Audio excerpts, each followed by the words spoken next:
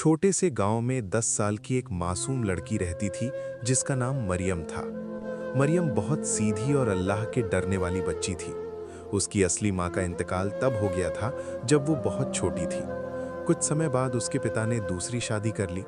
नई माँ शुरू में तो ठीक थी, लेकिन धीरे धीरे उसका व्यवहार बदल गया। वो मरियम से बहुत नफरत करने लगी। वो छोटी बच्ची से घर के सारे काम करवाती थी।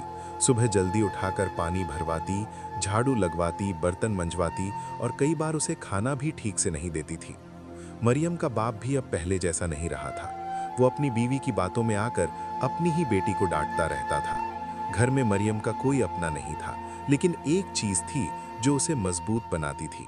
वो थी उसकी नमाज और अल्लाह पर भरोसा। मरियम चाहे कितनी भी थकी हो, लेकिन 5 वक्त की नमाज कभी नहीं छोड़ती थी। फजर की नमाज के लिए वो अंधेरे में उठती, वजू करती और चुपचाप नमाज पढ़कर अल्लाह से दुआ करती कि एक दिन उसके हालात बदल जाएं। एक दिन उसकी सौतेली माँ बहुत गुस्से में थी। उसने बिना किसी वजह के मरियम को बहुत डांटा और कहा कि अगर वो काम ठीक से नहीं करेगी तो उसे घर से निकाल देगी। उस दिन मरियम ने सुबह से कुछ नहीं खाया था, फिर भी वो चुपचाप काम करती रही। शाम का वक्त हुआ तो मगरिब की अजान की आवाज़ गांव की मस्जिद से आने लगी। मरियम जल्दी से एक कोने में गई और नमाज पढ़ने लगी।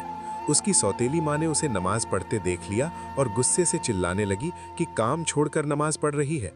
उसने मरियम को धक्का दिया और कहा कि आज उसे खाना भी नहीं मिलेगा। छोटी सी बच्ची की आंखों में आंसू आ गए, लेकिन उसने कोई शिकायत नहीं की। रात को जब सब सो गए तो मरियम चुपचाप उठी और आसमान की तरफ देखकर रोने लगी। उसने कहा, या अल्लाह, मेरे पास इस दुनिया में कोई नहीं है, तू ही मेरा सहारा है। वो रोते रोते दुआ करती रही और फिर थक कर सो गई। उस रात कुछ अजीब हुआ। आधी रात के बाद घर में अचानक तेज हवा चलने लगी। दरवाजे अपने आप हिलने लगे। मरियम के पिता और सौतेली माँ डर कर उठ गए। तभी घर के अंदर एक अजीब सी रोशनी फैलने लगी। ऐसा लग रहा था जैसे कोई नूरानी चीज कमरे में आ गई हो। मरियम गहरी नींद में थी, लेकिन उसके चेहरे पर सुकून था। उसके पिता और सौतेली माँ डर से कांप रहे थे। तभी एक गूंजती हुई आवाज सुनाई दी जो कह रही थी कि जिस बच्ची पर तुम जुल्म कर रहे हो वो अल्लाह की प्यारी बंदी है। आवाज इतनी ताकतवर थी कि दोनों के दिल दहल गए।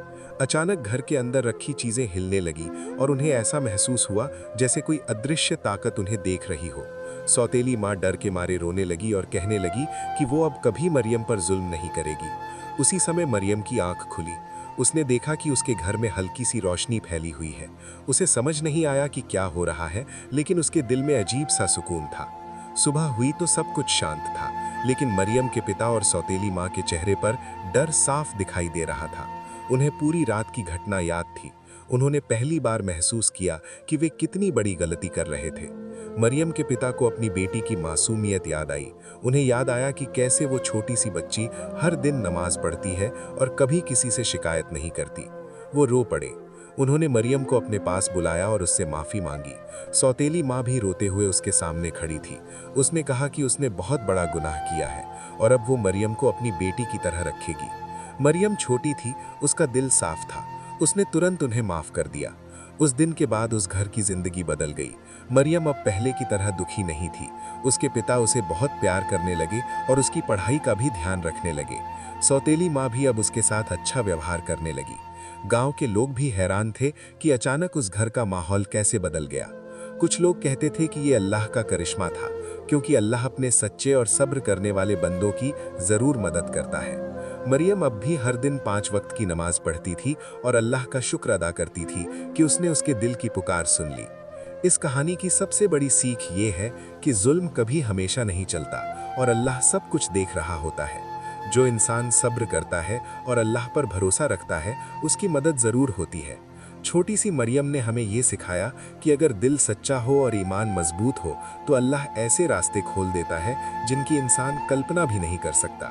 यही वजह है कि आज भी गांव के लोग बच्चों को मरियम की कहानी सुनाते हैं, ताकि वे समझ सकें कि नमाज, सब्र और अल्लाह पर भरोसा इंसान की सबसे बड़ी ताकत है।